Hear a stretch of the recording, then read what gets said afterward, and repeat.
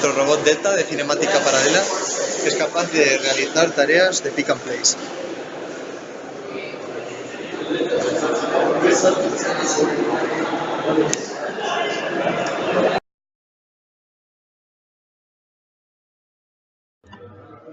Primero de todo vamos a pasar a describir las características técnicas de nuestro robot Delta.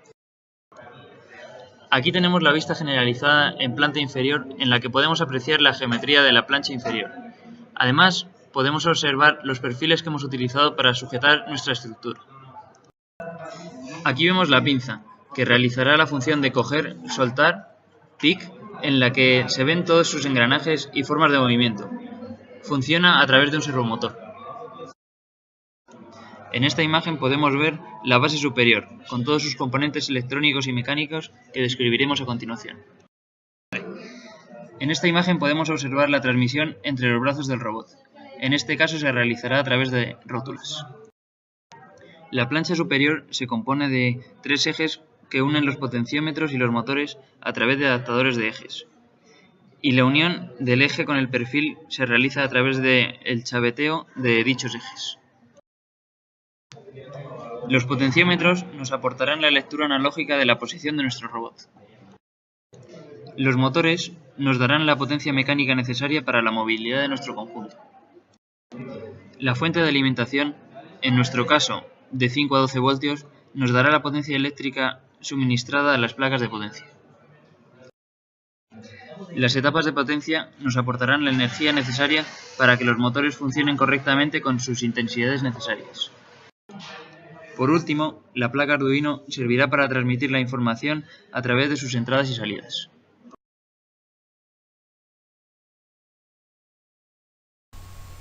Pasamos ahora a ver el modelado de lo que sería nuestro robot. En primer lugar, dar crédito al foro de Drossen Robotics, en el que podemos encontrar las imágenes que aquí aparecen, así como una información más detallada sobre la cinemática del robot tipo Delta. Bueno, en primer lugar, sabemos que lo que queremos es encontrar una relación entre la posición del efector x0, y0, z0 y las coordenadas angulares de los motores z1, z2 y z3. Para ello aplicaremos la cinemática inversa. Tenemos que definir un sistema de referencia y una serie de parámetros geométricos, como son las longitudes de los lados de los triángulos de las plataformas y las longitudes de los brazos de nuestro robot. Si desacopláramos los brazos entre ellos, pues el movimiento libre que tendría cada uno, según su articulación, sería un círculo en el caso del brazo menor y una circunferencia, la superficie más bien, en el caso del brazo mayor, puesto que este último está unido a la plataforma mediante una rótula esférica. Si proyectamos y vemos estas geometrías descritas, apreciamos que no son sino un corte de dos circunferencias. Los puntos destacables son F1 y J1. F1 es la posición donde quedaría proyectada la articulación del brazo menor y J1 donde quedaría proyectada la articulación que une los dos brazos, que no sería sino el punto de intersección entre los campos de trabajo de los dos brazos. Son importantes porque el segmento que los une forma un ángulo θ1 con horizontal, siendo θ1 el ángulo que, como ya decíamos, estamos buscando. Este ángulo, una vez conocidos los parámetros, se puede hallar muy fácilmente aplicando una serie de ecuaciones que no son más que trigonometría elemental. Por último, para calcular los ángulos restantes, θ2 y θ3, no hay que variar las cuentas, sino repetirlas, pero teniendo en cuenta que el plano sobre el que se calcula el ángulo es el plano YZ. Entonces lo que tenemos que hacer es modificar el sistema de referencia para calcular los restantes ángulos. Para ello pues proyectamos las coordenadas de X y las coordenadas de Y a 120 grados para el caso de θ2 y a menos 120 grados a 240 para el caso de θ3.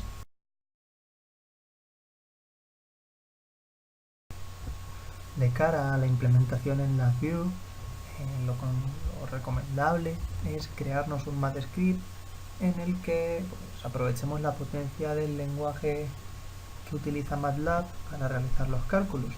Para ello pues, nos hemos creado una función de cinemática inversa que devuelve un parámetro que sería un vector de las coordenadas angulares cuando se le pasan los parámetros x y z de la posición del efector a la que se desea ir. Entonces, lo primero que hacemos es crear nuestras variables en .x, .y, .z, puesto que x, y y z serán las que le lleguen, digamos, al módulo del MATLAB. Entonces nosotros lo que usaremos serán nuestras propias variables en MATLAB. Definimos las coordenadas del vector θ, como θ1, θ2, θ3, inicialmente a 0 por defecto. Luego definimos las dimensiones, los parámetros geométricos que definíamos, y luego pues, implementamos un código que se basa pues, en trigonometría, en Pitágoras y demás para calcular los ángulos. Entonces el código sería este para un ángulo y luego se repetiría para los otros dos ángulos, para θ2 y para θ3, con la salvedad de que recordamos que había que proyectar los planos y z. Bueno, hay que cambiar sistemas de referencia, de manera que tenemos que considerar estas pequeñas variaciones para el ángulo 2 y el ángulo 3.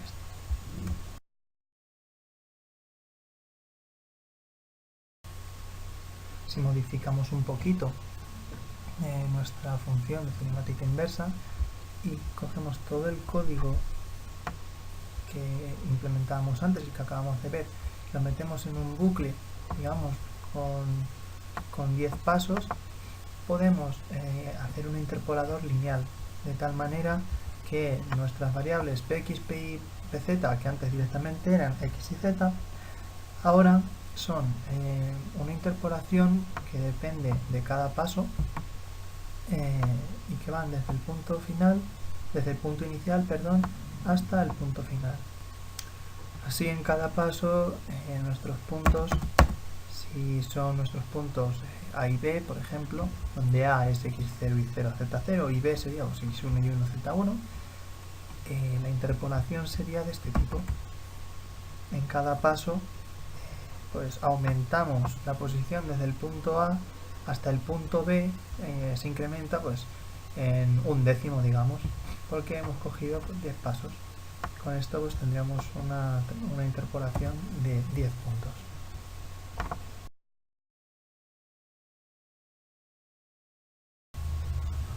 Con este panel podemos tomar un control mayor sobre el robot.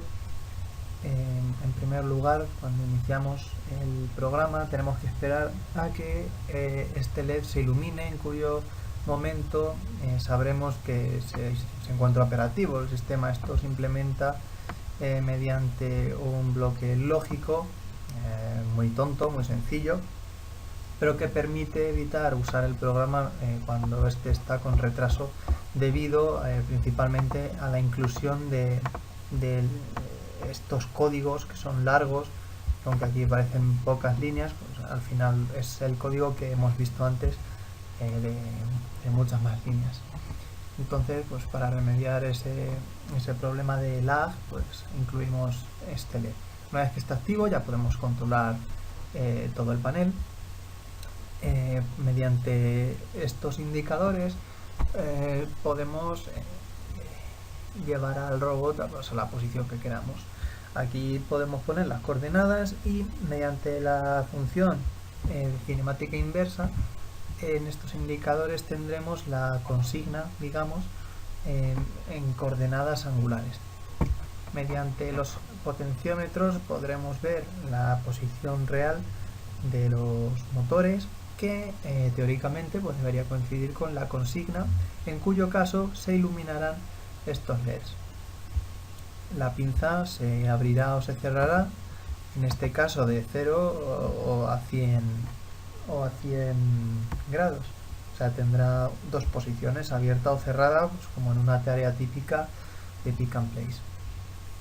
Por último, hablar del botón de Home, que es un botón de seguridad que si se pulsa pues mandaría al robot a las coordenadas que ahora mismo aparecen en pantalla, que son las coordenadas, digamos, por defecto, en las que el robot está en una posición central y lo más elevada posible de acuerdo a su campo de trabajo que aparece aquí indicado.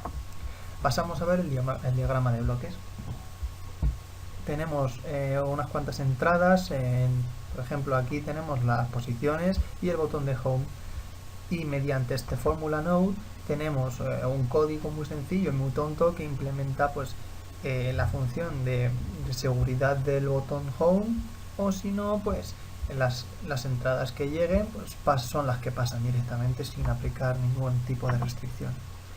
Aquí tenemos el módulo MathScript que implementa la función de cinemática inversa que ya hemos visto y ya no hay que repetir, pero de todas estas líneas de código lo que sacaremos en claro son las coordenadas articulares θ1, θ2 y θ3.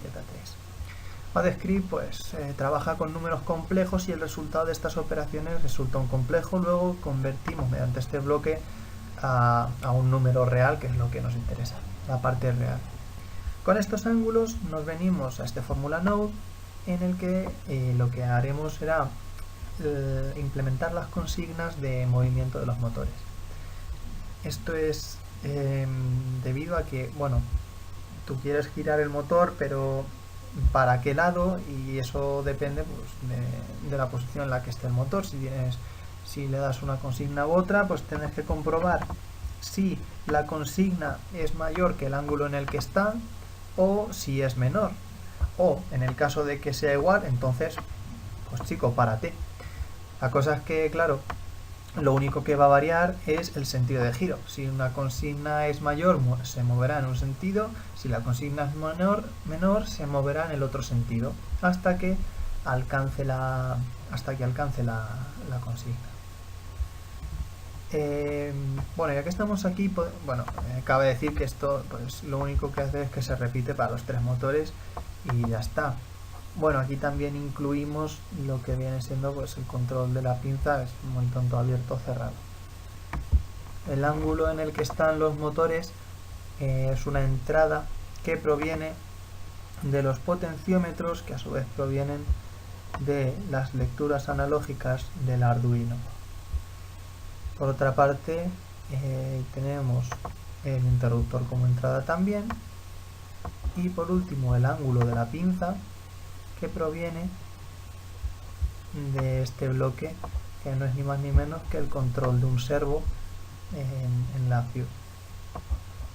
Por otra parte tenemos los indicadores de llegada, de coincidencia entre la consigna y la posición real, que se activarán si las consignas Q1, Q2, Q3, que son los ángulos θ que provienen del MathScript, aquí está, coinciden, es decir, incluimos el bloque de comparación si coinciden con la lectura de los potenciómetros, en cuyo caso se iluminará como hemos dicho anteriormente.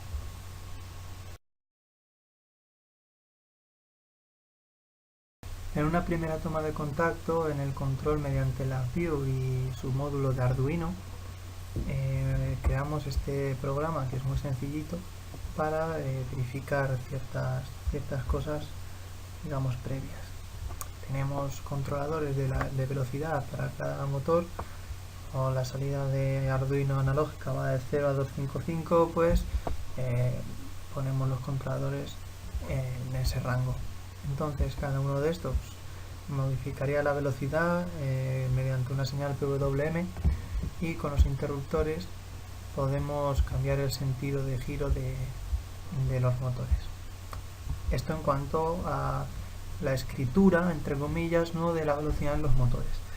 Por otra parte, con los potenciómetros recogeríamos la tensión que miden, y mediante una conversión apropiada pues podríamos saber en qué posición está cada motor. Y por último, el servo de la pinza se controlaría con una consigna de 0 a 100 grados, por ejemplo.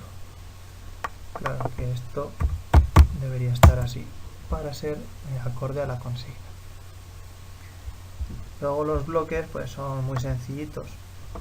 Tenemos siempre inicializaciones de de los arduinos, de los bloques, tenemos los pines en los que tenemos los potenciómetros y de donde tenemos que leer, y la lectura la sacamos a los potenciómetros.